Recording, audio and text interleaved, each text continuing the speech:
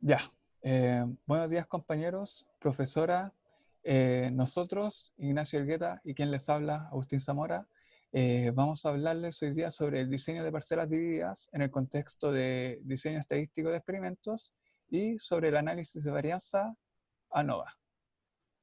Entonces, el diseño estadístico de experimentos es una serie de pruebas en las cuales se introducen cambios deliberados en las variables de entrada o factores que forman un proceso.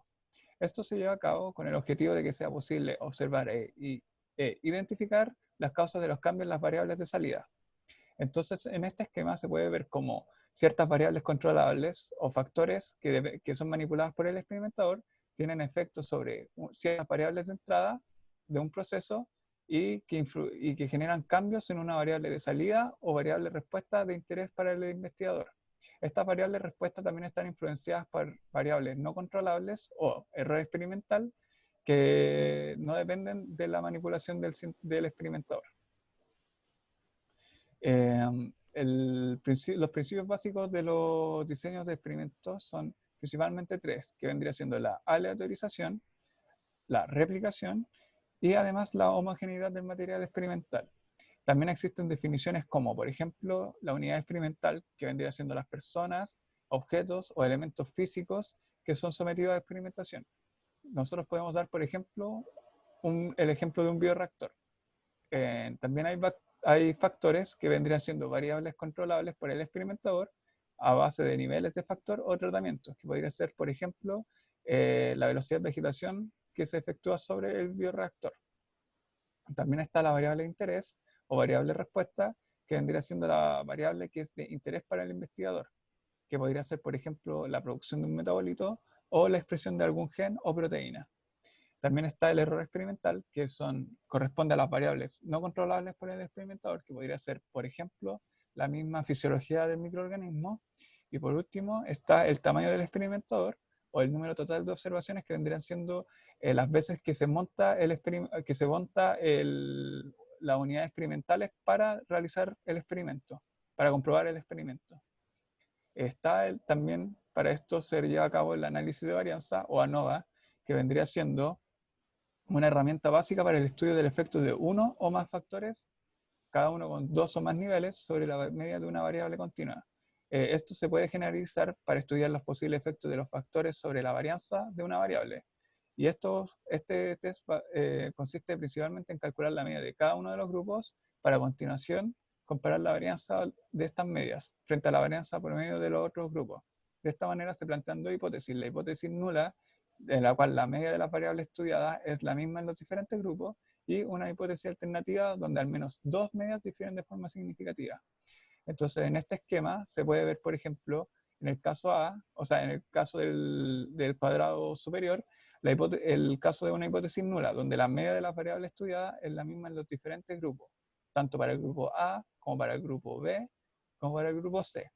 Por el contrario, en el cuadrado inferior podemos ver la hipótesis alternativa, donde al menos dos medias difieren de forma significativa, que podría ser tanto las medias o diferencias del grupo A y del grupo C respecto al grupo B, donde un tratamiento tiene una significancia en la obtención de los resultados de las tres poblaciones.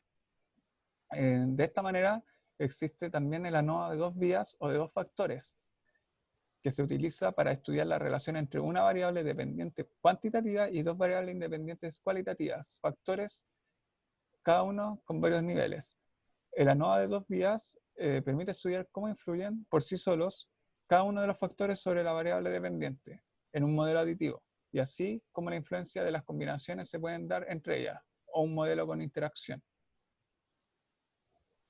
Bueno, en este contexto es el diseño de parcelas divididas se utiliza frecuentemente en experimentos con dos factores y cuando uno de estos necesita para ser evaluado una unidad experimental grande y el otro factor se puede evaluar sobre unidades más pequeñas. Este diseño tiene una herencia agrícola, ya que usualmente en esta área de investigación se subdividen parcelas que son tienen un gran tamaño de terreno y en estas subdivisiones se evalúan, por ejemplo, distintos efectos de fertilizantes o métodos de plantación o cultivos para distintas plantas. En los términos, como se mencionó anteriormente, la unidad experimental mayor se denominará parcela y los subgrupos de esta se denominarán subparcelas. La respuesta al factor correspondiente en las subparcelas tendrá una mayor precisión debido al número mayor de repeticiones presentes en estos subgrupos en comparación a los al factor que está ligado a la parcela mayor. El modelo lineal para un diseño de parcelas divididas con estructura de parcelas en bloque al azar está determinada por la siguiente ecuación general, donde se puede observar o representar en dos zonas el efecto de la parcela y el efecto de la subparcela. En este se puede observar el efecto de bloque de esta unidad mayor, el efecto del tratamiento de A, presente en el estudio, el error asociado a estas interacciones, y en la parte de la subparcela se puede observar el efecto de tratamiento B, más los errores que están asociados a estas interacciones entre los grupos. Cabe mencionar que el error entre las subparcelas será menor eh, que el valor del error en las parcelas mayores. Bueno, ¿cuándo se utiliza este diseño de parcelas divididas? Como se mencionó anteriormente, cuando uno de los factores necesita una unidad experimental grande y el otro factor puede ser evaluado sobre una unidad pequeña. Este último factor debe tener restricción de aleatorización que impide la asignación aleatoria de los tratamientos o combinación de factores a las unidades experimentales. Y son muy útiles en experimentos asociados a la horticultura, zootécnica, industrias varias y laboratorios de investigación, entre otras utilidades. Bueno, un ejemplo clásico de este diseño se trata de un plan de caña de azúcar donde se midió rendimientos de toneladas de azúcar que experimentan tres fechas de plantación y tres métodos para plantar, para el cual se utilizó el diseño de parcelas divididas. Las fechas se asignaron aleatoriamente a las tres parcelas principales de cada bloque y los tres métodos se asignaron aleatoriamente a las subparcelas en las cuales se había dividido cada parcela principal. Y el experimento contó con 5 repeticiones. En resumen, se puede observar que cada fecha de plantación fue un bloque general distinto. En cada uno de estos bloques se subdividió en los tres métodos de plantación, los que fueron el factor mayor o la parcela, y esta parcela fue subdividida en 5 subparcelas, cuáles fueron las repeticiones de cada uno de estos experimentos.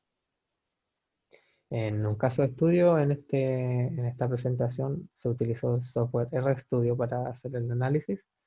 En este problema se requirió determinar el efecto del uso de distintas dosis de fertilizantes, los cuales fueron gallinasa, denominada FG, y urea, FU, en el cultivo de jengibre, midiendo así el impacto sobre el peso final del tubérculo.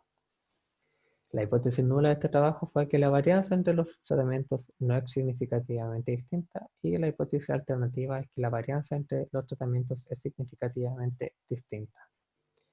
Para el análisis de los datos, primero se realizó un diagrama de interacción entre los factores, el cual se observa la dosis de gallinasa, la dosis de urea y en función del rendimiento en gramos. En este se observó entonces que utilizando la dosis A2 y B2 de gallinasa y urea respectivamente se obtuvo la mayor cantidad de rendimiento en gramos, y al utilizar la dosis A1 y B1 de gallinasa y urea respectivamente se obtuvo el menor rendimiento.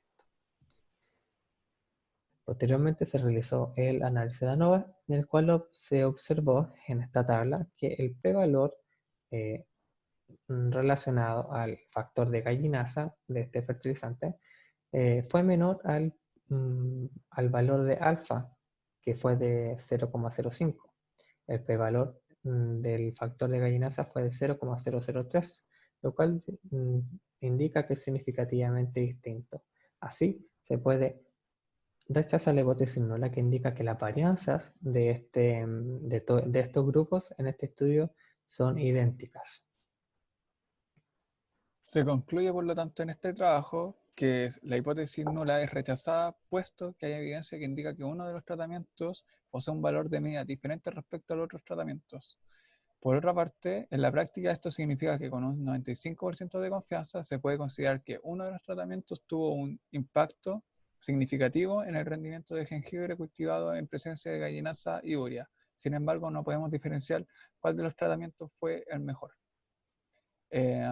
Esto fue nuestra presentación y espero le haya gustado. Muchas gracias. Muchas gracias.